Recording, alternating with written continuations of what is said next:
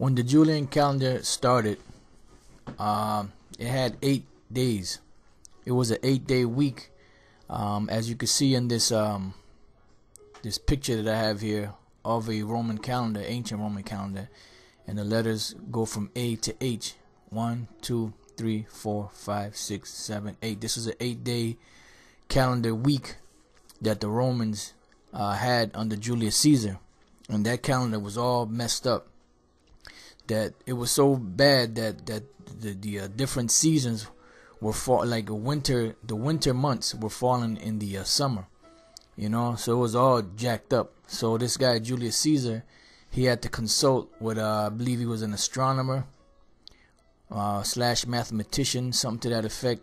His name was Sosigenes, which Elder Gabar did a lesson on, and he brought out about Julius Caesar and Sosigenes.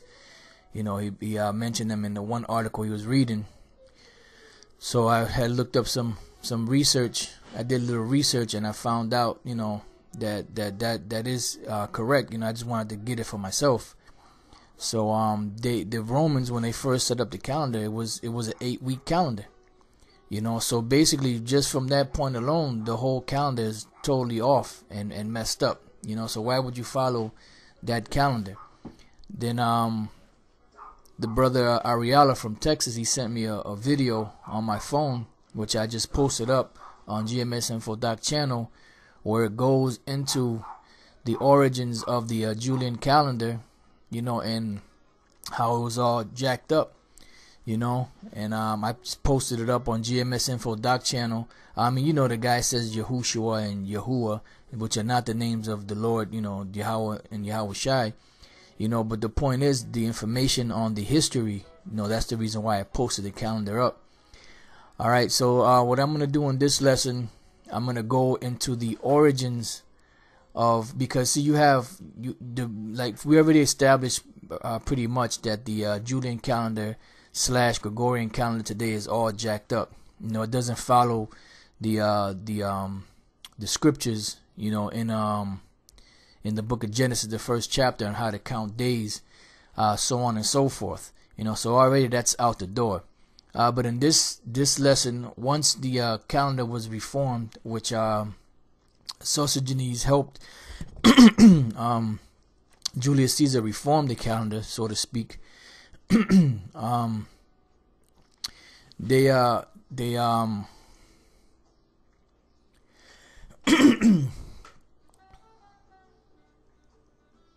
They established, a 7-day week, and the names of the week were named after the gods in the heavens.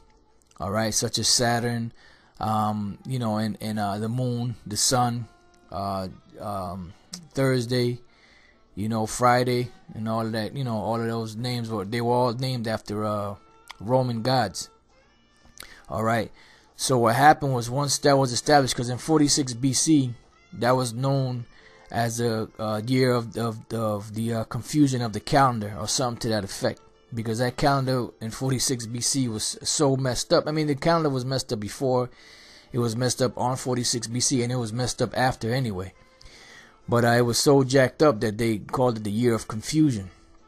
Alright, so in this lesson, once they established that calendar, that was a calendar that the Israelites were following. And when I mean by Israelites, not the Israelites that were in Jerusalem during the time of Yahweh Shai, but the Israelites that took over the pagan Roman Empire and so-called made it into the Holy Roman Empire, such as Constantine, and the rest of those, Sylvester, Pope Sylvester, and the rest of those popes, pontifices, leaders, cardinals, and what have you.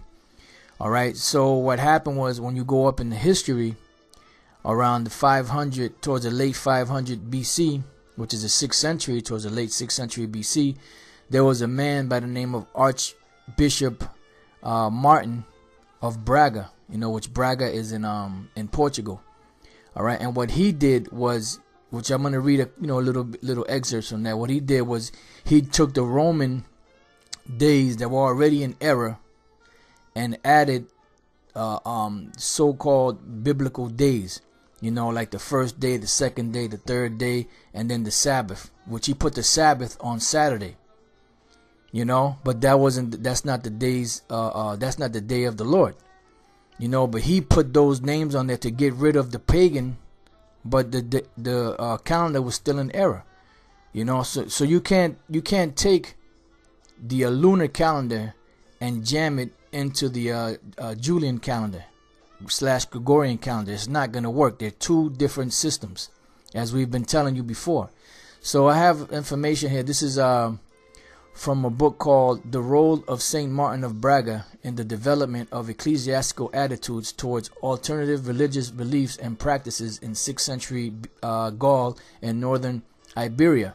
Because remember, this guy, Martin of Braga, he's the one that changed the Roman names, and all he did was add biblical names. Like when I mean by biblical names, I mean the first day of the week, the second day of the week, the third day of the week. He made the Saturday the Sabbath, you know, because Constantine had made Sunday the day of worship, you know, because he was worshiping the sun. So this guy put the Sabbath on Saturday, you know. So basically that's totally off. But because just calculating off of how the Julian calendar was established, the days were already messed up. So they weren't following the pattern of the way you calculate days, hours, minutes, seconds, minutes, hours, days, weeks, months, and years, according to the scriptures.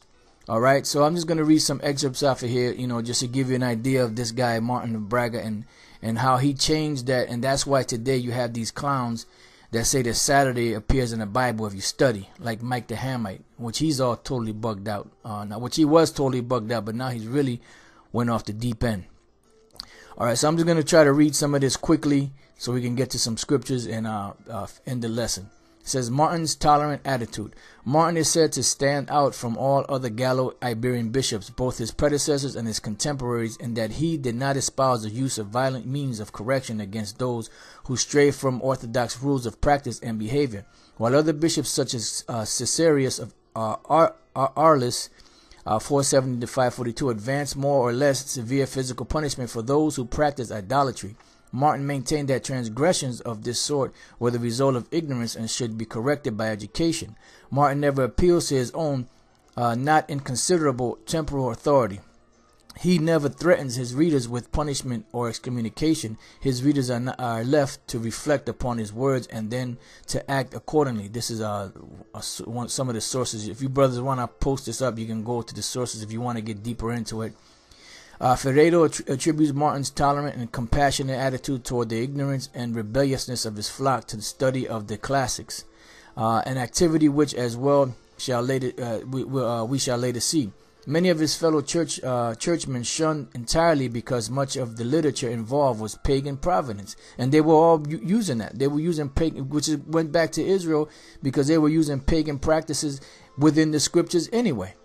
No, like the time when Pontius Pilate told the Jews that he was to release to them at the feast one, out of the two. That's not in the scriptures. That's something that went back to Babylonian customs. You had two prisoners, one was let go and the other one was crucified. Martin's that's pagan, and they were keeping them pagan customs even at this time. Martin's toleration, however, was certainly not without its limits. In the Correctionary Rusticorum and several of his other works, he unhesitatingly condemns as pagan and anti-Christian many ritual and festive practices. On the other hand, his attitude toward pagan high culture is quite different, as demonstrated by the writings to the educated correspondents in his letter. This is on page 29. Now I'm going to jump to page 31. Let us now turn our attention to the examination of Martin's De Correctionem Rusticorum, reforming the rustics, and to a lesser degree the Capitula Martini. These are the only two of his few surviving works that bear directly upon our subject.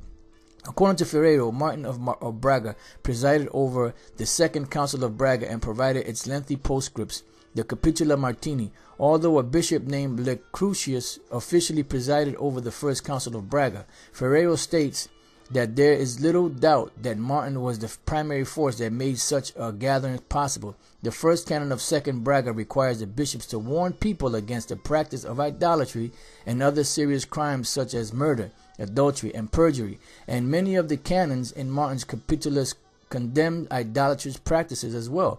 According to McKenna, the structure of De Correctione Rusticorum closely follows the details of Martin's Capitula, and this information will help shape our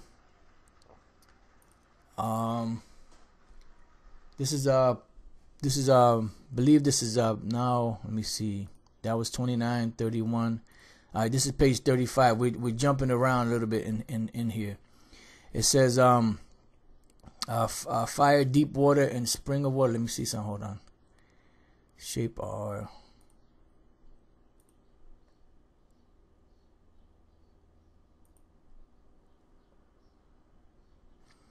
All right, it says fire, deep water, and springs of water, stating that reverence shown to these natural forces implies mistakenly, in his view, that they had not been created by the Most High for the use of man, but had sprung up as gods from themselves. In other words, these different things that they were worshiping, they weren't gods. They were created by the Most High, as stated in the Book of Wisdom of Solomon, the 13th chapter, where these people worship the things that are seen, but they don't worship the Creator that created them. All right, it says chapter 7 describes the shameful details in the lives of the Roman deities, expanding on the common patristic traditions of euhemerism. In chapter 8, Martin claims that the demonic fallen angels of Christians' tradition had taken on the names of the Roman deities, and then persuaded the ignorant rustics to build temples, altars, and statues in their honor. These same demons now presided over the sea or streams or fountains of forests, and even had the days of the week named after them. See, these different deities had the names named after them, days of the week. And you even had the days of the month named after these Roman gods and goddesses, and also certain Roman people. Chapter 9 returns to Genesis, listing the daily divine accomplishments during the 7 days of creation as a way of demonstrating why the days of the week should honor the Christian God rather than demons in the guise of reprobate Roman deities. So see, this guy basically what he did, he just took the Roman calendar and added numbered the days of the Romans according to the days of the scriptures, but those days were off. You know, now whether his intentions were noble or not, you know, it remains to be seen. But the thing about it was he was in error because he was following the calendar that was set up by the Romans and not the calendar, the Hebrew calendar, because by this time the Hebrew calendar was basically banned. You know, when you go back to the time of Constantius, which I believe that was Constantine's son. The calendar, the Hebrew calendar was banned. You know, they couldn't use it anymore. You know, so it says furthermore, Martin recommends that the first day of the week, being the day on which Christ rose, he says Christ here, the Messiah rose, should honor him. Excuse me. In fact, the first day of the week became the Christian Sabbath as early as the Didache. The Sabbath was referred, because remember, when you go back during the time of Constantine, he made so-called Sunday the day of the Lord. All right. The Sabbath was transferred from Saturday to Sunday in honor of the resurrection at about the same time that the Jewish fast days of Tuesday and Thursday were translated to Wednesday, the betrayal, and Friday, the crucifixion. Furthermore, until shortly before the Christian era, the entire emphasis of the traditional Roman liturgical calendar had been upon days of the month and the Ides, the calends, etc. Okay, so basically what they did was they switched days around, and they placed the name of the Sabbath on Saturday. Then they switched it around and did it to Sunday. But basically, when you go back, like you say, you go back to these calendars when they were created, the calendars were totally off. So they were off in adding those days into that particular calendar. because it doesn't fit. It's a totally different calculation for that particular year than it is for a Hebrew year. It says the Romans, having only begun to make use of planetary names for the days of the week in, this is page 36, known among the Christians as Dies Dominica, Feria Segunda. Dies Dominica is Sunday. All right, Feria Segunda was just the second day, etc. You know, so that's how they calculated their days, with Sabbatum for Saturday, and that's when they started putting that term Sabbath for Saturday. You know, because this clown, matter of fact, before I read on, I'm gonna read on and I'm gonna go down. This clown, Mike Gina, which now he's totally bugged out. He's saying the laws are done away with. When his whole thing was trying to get at us about the law, now his thing is the law is done away with.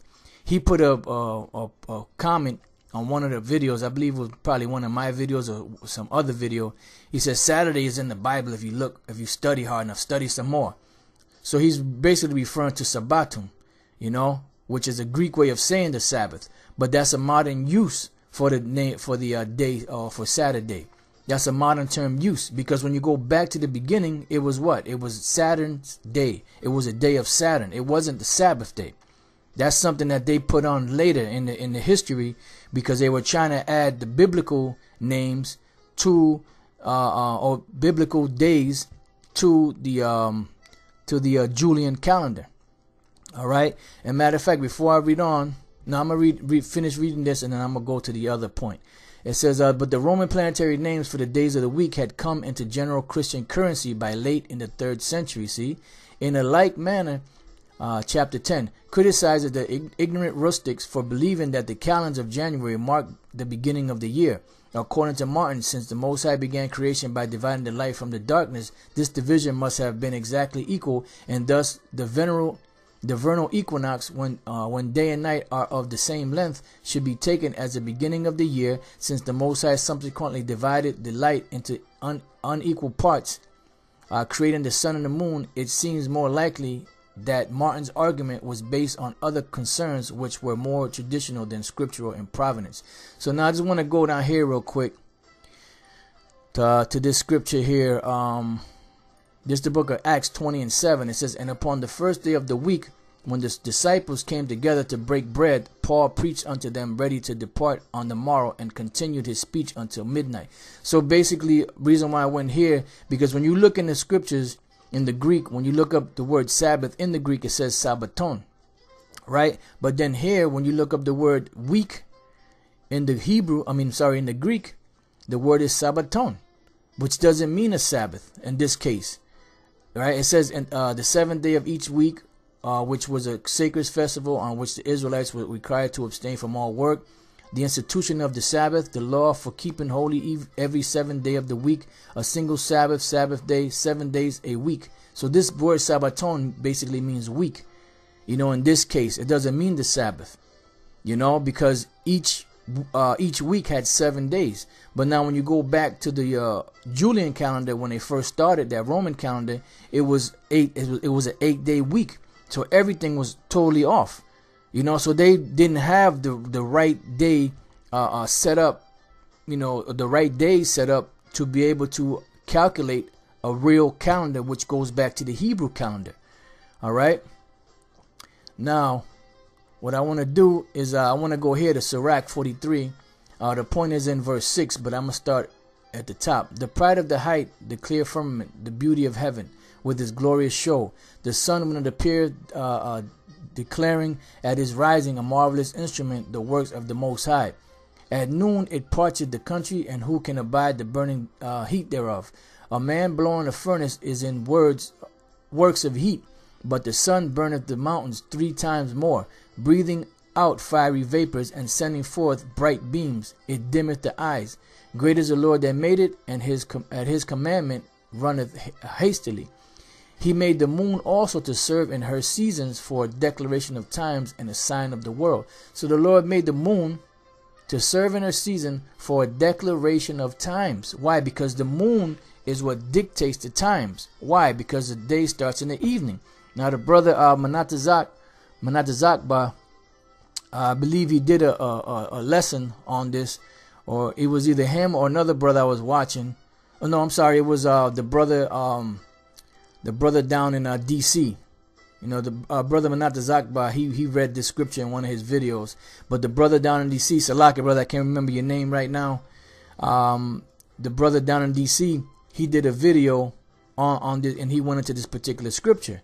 You know, and as he was reading it, you know, my mind focused on verse 6, where it says, he made the moon also to serve in a season for a declaration of times.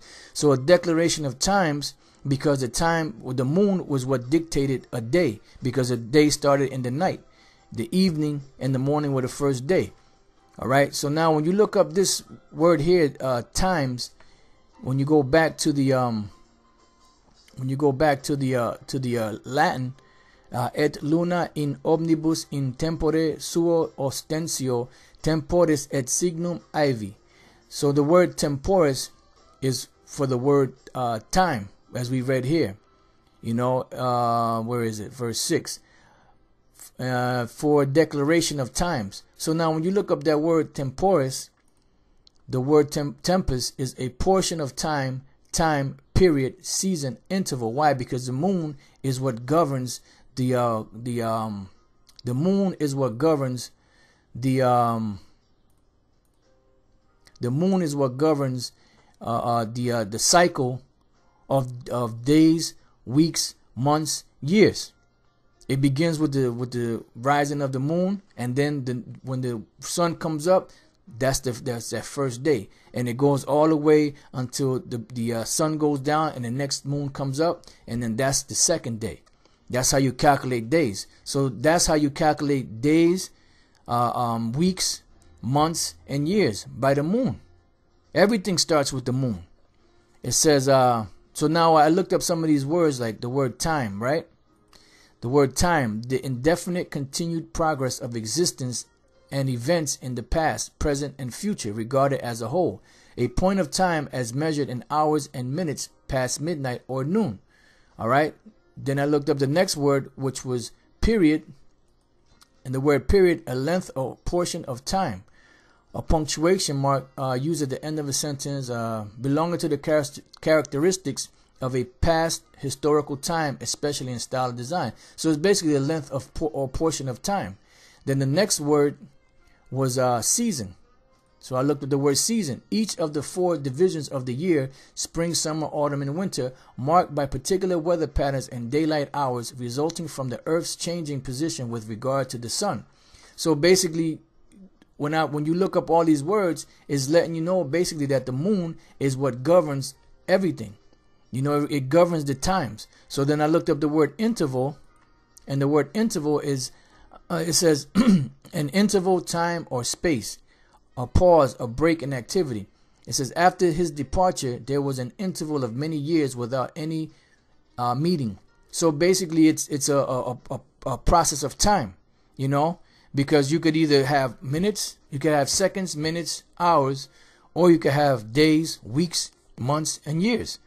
And the moon governs each and every one of those. But the reason why you can't follow this Julian calendar is simple. Job 17:12. They change the night into day. The light is short because of darkness. So these devils changed everything. So you can't, we keep telling you, and we've read this. Before I even read any of this information, we already been saying that you can't take the Hebrew calendar and jam it into the Gregorian calendar. It's not going to work. There's 2 different sources. There's 2 different types of calculations. The sooner you get that Julian calendar out of your mind, the sooner you'll be able to understand the real Hebrew calendar, which is a lunar solar calendar, based off the moon first and then the sun. Because the moon is what dictates the beginning of a day. The moon is what dictates the beginning of the year. The moon is what dictates the beginning of a week. The moon is what dictates the 7-day week, and all of that. All right. Okay, so I read that. And this is the last scripture I'm going to read, because basically the reason why you guys follow that is because you rather follow the traditions that are already set, because a lot of you are too lazy to do any research. So you rather just follow what especially Nate's guys, they rather follow that tradition. Why? Because Nate taught them not to look up Greek words, not to look up Hebrew words. Just stick to the English, stick to the English. So basically that makes your mind weak. It makes your mind lazy, you know. Then you won't be able to grow because you have to go into these different languages to get the understanding of these scriptures. You know, because if you never went into these different scriptures, you would think that, oh well, man, Friday is in the Bible. The word parasque, that's Friday. That's the modern use of the Latin for Friday. You know, and it's not so. When you do the research, you understand what that means. Then when you look up the word Sabbaton, which is a modern use for Saturday, you would be confused. But if you go and you did the research, you understand that these things were inserted later to try and fit the scriptures into that Julian calendar, to try to take away that pagan element out of the scriptures. But they already had that pagan element in many other parts of the scriptures that they were following. Mark 7:1. Then came together unto him the Pharisees and certain of the scribes which came from Jerusalem. And when they saw some of his disciples eat bread with defiled, that is to say, with unwashed hands, they found fault. For the Pharisees and all the Jews, except they wash their hands oft, eat not, holding the tradition of the elders. See, they were holding the tradition of the elders. They didn't care about the Most High's laws. And that same thing with Nate. You know, they'll say that they care about the laws, but then when you look at their actions, they stay different. And when they come from the market, except they wash, they eat not. And many other things there be, which they have received to hold, as the washing of cups and pots, brazen vessels, and of tables. Then the Pharisees and scribes asked him, Why walk not thy disciples according to the tradition of the elders, but eat bread with unwashed hands? He answered and said unto them, Well hath Isaiah prophesied of you hypocrites, as it is written, This people honoreth me with their lips, but their heart is far from me. And that's you see that today. Nate and his men and others. Howbeit in vain do they worship me, teaching for doctrines the commandments of men, because they following Saturday as a Sabbath. That's the commandments of men, because that Saturday is off. It was off when it was created, and is off now. For laying aside the commandment of the Most High, you hold the tradition of men, as a washing of pots and cups, and many other such like things you do. And keeping Saturday as a Sabbath, that's part of the commandment or tradition of men. And he said unto them, Full well you reject the commandment of the Most High, that you may keep your own tradition. And when you go through the scriptures, it's plain that the new moon is a Sabbath. It's plain that the new moon is the beginning of the month. It's plain that the new moon is the first day of the month. And it's plain that the new moon governs governs the weeks and governs the month. You know, and it sets the precedence for the Sabbaths. Because when you go back to the feast, to the high holy days and the feast, it shows you in there that every time you go and look through the scriptures on the Sabbath, it always falls on the 15th, the 22nd, in that interval. You know, when you look in, all you gotta do is look at the feast days. Then the brother in DC, he brought out a scripture which we had brought out a while back, but you know we haven't gone over it in a while. And I was thinking about going into it, but the Spirit had him get it in the book of Exodus, the 16th chapter, where it says on the 15th day of the second month, that was actually a Sabbath. And how do you know it was a Sabbath? Because when you read further into the chapter, it tells you that the Lord told Moses to tell the children of Israel to prepare 6 days to gather, you know, their food, and on the 6th day they gathered twice as much. And then it said that that very next day was a Sabbath, which if you calculate 7 days from 15, that would have been the 22nd day. Once again, the first day is a Sabbath, which is a new moon. The 8th day, because you do 6 days of work, and the 7th is a Sabbath, that'll be the 8th. Then another 7 days will be what? The 15th. Another 7 days what? The 22nd. Another 7 days what? The 29th. And around that time, that's when the new moon was coming in again, which is another Sabbath, which is the beginning of the month. It's very simple using the scriptures, but these guys are not going to get it. But you know what? That's of no concern to us. Our job is just to feed the elect, you know, as Elder Gabar always says in his lessons, you know. And with that, you know, I hope you brothers have been edified. And to the next time, I say shalom.